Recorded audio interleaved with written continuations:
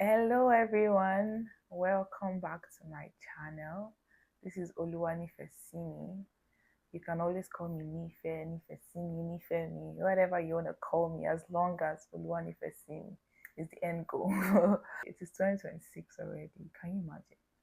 Like we're already in a new year. I mean, of course it's February already, but I mean, Happy New Year to you too. So yeah, I've done this for like 2 years now. I think this is the third year I'm doing it, like reviewing lessons that I learned from the previous year. I'm gonna link the other videos from previous years in the description below. Whew, for the year 2025, what did we learn? What did I learn? How was your 2025? First of all, tell me in the comments. How was your 2025? Was it a great year for you? Was it like God, please?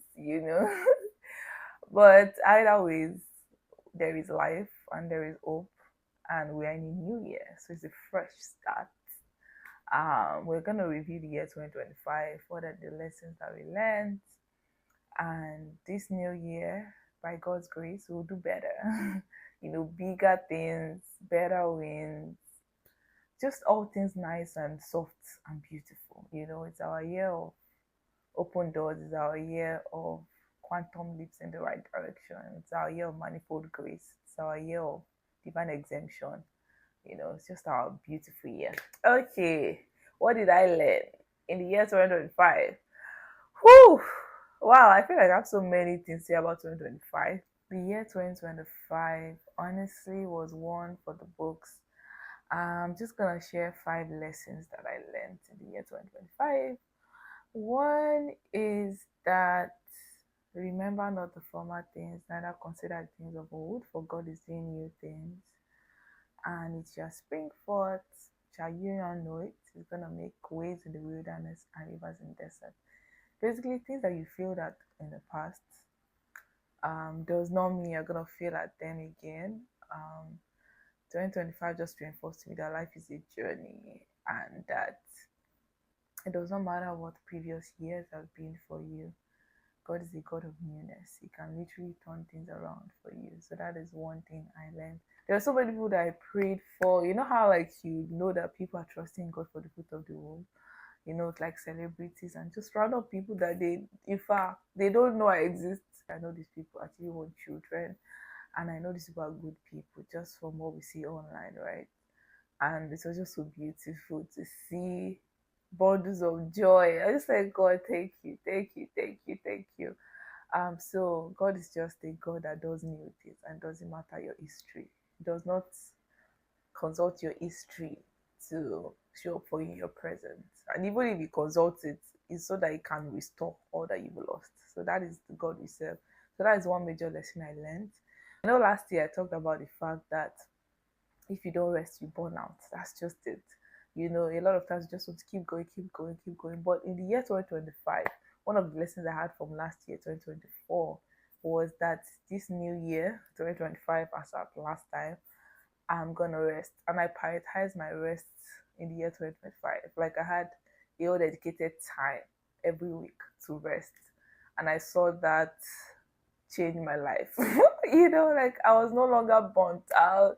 I was no longer emotionally drained. I was no longer, like I was up to task because I had, so it's two ways. I had something to look forward to that, okay, I'm gonna rest at this particular day, I'm gonna rest at this particular time. Then also there was the rejuvenation that came from resting, that okay, now I've rested, I can go on again. So that is something that I learned in the year 2025. The third lesson I learned how to say no. you know and there's one of my videos I put out there that you should be able to say no without feeling guilty. And then in the year 2025, I learned how to say no, because I realized that, okay, I know I've shared this before, that I learned from Priscilla Shearer. She's a preacher, Tony Evans' daughter. And she was also the lead actress in War Room, so you probably know what I'm talking about now. She talked about the fact that if you keep saying yes to everything, the things that you actually say no to, you will not have time to attend to them because you are exhausted from saying yes to the wrong thing. And that quote just changed my life. In the year 2025, I learned that almost say no to the things that we should say no to. And at first, it was like, just feeling guilty, like, oh, especially when it's something you can do, but you just know that in the long run, adding it to the things you're already doing, it's not wise. I saw the benefit of saying no, and that gave me enough strength and energy and focus on the things that really should matter, right?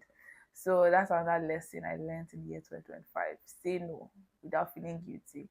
But of course, say yes to the right thing so that when it's time for you to say no to the wrong things, then they know that you're not trying to avoid stuff. It's just because you've been stretching and you don't have to wait till you're stretching just because you can tell that this is not aligning with what you're supposed to be doing at this time. The fourth lesson I learned in the year 2025 is community. Community. Oh my God.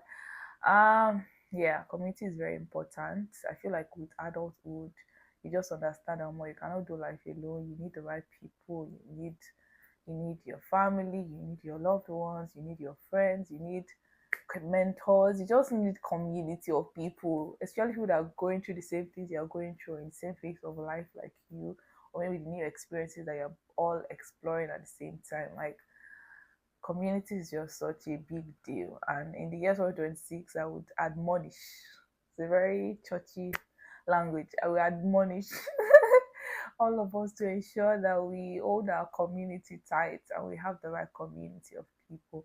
The fifth and final thing that the year 2025 taught me is that prayer is the key. And it sounds very like deja vu because I think I also learned that in the year 2024. Prayer is the key. Prayer changes things. Oh my God, seeing so many dead, so many hopeless situations that are turned around just because of prayer.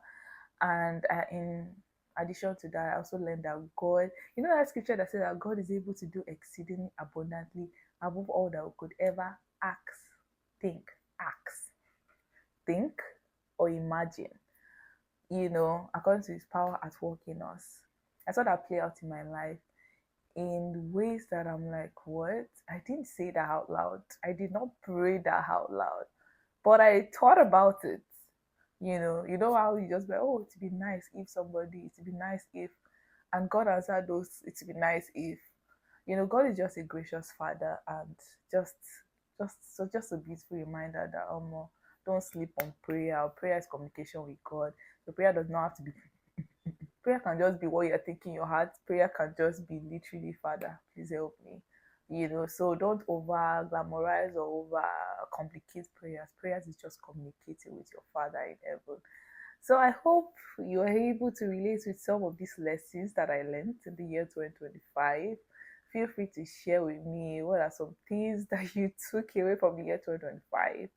Feel free to share this with your loved ones, with your friends and family. I'm actually very excited to be making this video because this is like 3 years in a row of me reviewing the previous year, and hopefully this is like a tradition that will keep going till God says okay next. But yeah, always amazing to pour out and to make videos for you guys. Take care, guys.